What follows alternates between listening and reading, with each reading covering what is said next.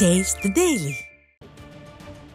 குறிப்பாக சிவகங்கை மாவட்டம் மானாமதுரை அருகே இருக்கக்கூடிய பள்ளியில் 4 மாணவிகளுக்கு 7 நபர்கள் பாலியல் தொல்லை அளித்திருக்கிறார்கள். 72 வயதான கிழவன் கூட பள்ளி மாணவிகளை பாலியல் தொந்தரவுக்கு ஆளாகியிருக்கிறார். சிவகங்கை மாவட்டம் மானாமதுரை அருகே இருக்கக்கூடிய குட்டித்திண்ணி இந்திரா நகர் அரசு நடுநிலைப்பள்ளி செயல்பட்டு வருகிறது. இந்த பள்ளியிலே ஏராளமான மாணவிகள் படித்து வருகிறார்கள். குறிப்பாக பட்டியல் சமூக மாணவிகள் செயல்பட்டு வரக்கூடிய பள்ளியாக இந்த பள்ளி இருக்கிறது. கடந்த 3ஆம் தேதி 5 மற்றும் 6, 7, 8 ஆகிய 4 வகுப்புகளில் படிக்கக்கூடிய 4 மாணவிகளுக்கு அதே பகுதியைச் சேர்ந்த ராமு வயது 46, மணி வயது 50, லட்சுமணன் வயது 46, முனியன் 66, மூக்கன் 72, பழனி அதே போன்று சசிவர்ணம் வயது 32. இந்த சசிவர்ணத்தின் மீது 2 மாணவிகள் தொல்லை கொடுத்ததாக புகார் அளித்திருக்கிறார்கள்.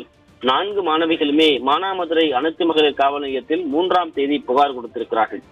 குறிப்பாக புகார் கொடுத்தவுடன் இது சம்பந்தமாக விசாரணை நடத்தி நடவடிக்கை எடுத்திருந்தால் மாணவிகளுக்கு ஏதோ ஒரு நீதி கிடைத்ததாக நம்பி இருக்கலாம்.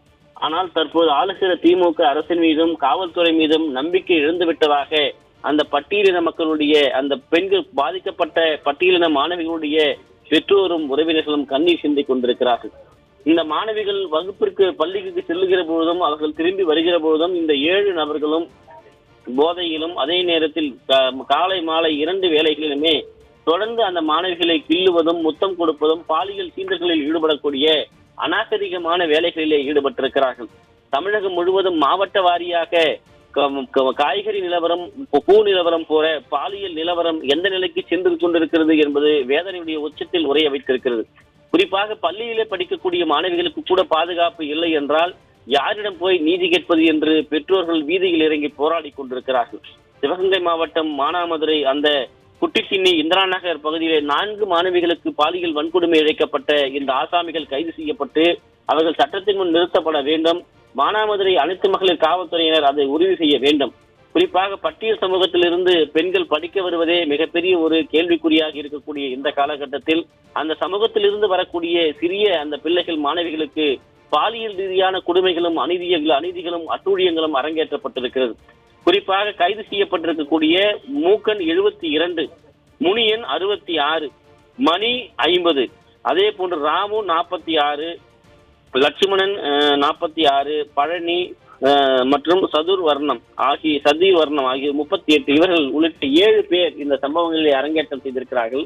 சற்று முன்தான் நாம் கிருஷ்ணகிரி மாவட்டம் இருக்கக்கூடிய அந்த பகுதியில் இருக்கக்கூடிய அந்த குழந்தைகளுக்கு குறிப்பாக அங்கு படிக்கக்கூடிய பெண்களுக்கு அந்த அநீதி இழைக்கப்பட்ட சம்பவம் என்பது குறிப்பாக பள்ளியிலே இருக்கக்கூடிய 3 ஆசிரியர்கள் அந்த மாணவிகளுக்கு பாலியல் வன்கொடுமை செய்த சம்பவம் அரங்கேறியதை நம்மால் பார்க்க முடிகிறது.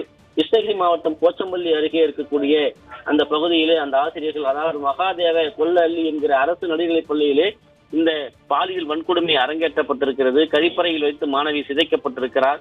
மாணவியுடைய புகாரை அன்றே நடவடிக்கை எடுத்திருந்தால் மாணவி இது போன்ற ஒரு தொல்லைகளுக்கு ஆளாக்கப்பட்டிருக்கிறார். மாணவி மிரட்டப்பட்டிருக்கிறார். இப்படி தொடர்ந்து இன்றைக்கு 3ஆம் தேதி அளிக்கப்பட்ட கிருஷ்ணகிரி போச்சம்பள்ளி அருகே இருக்கக்கூடிய அந்த புகாரில் ஆசிரியர்கள் சின்னசாமி, ஆறுமுகம், பிரகாஷ் ஆகியோர் எல்லாம் இன்றைக்கு புகார் வந்த பிறகு ஊடகங்களிலே செய்தி வெளியிட்ட பிறகு தற்போது அவர்கள் மறைத்து வைத்திருந்ததாக கூறப்படுகிறது. அதன் பிறகு அவர்களை கைது செய்கிறார்கள். அதன் பிறகு அவர்கள் சஸ்பெண்ட் நடவடிக்கை எல்லாம் பாய்கிறது. 3ஆம் தேதி அளிக்கப்பட்ட புகாருக்கு 3 நாள் கழித்து நடவடிக்கை பாய்கிறது.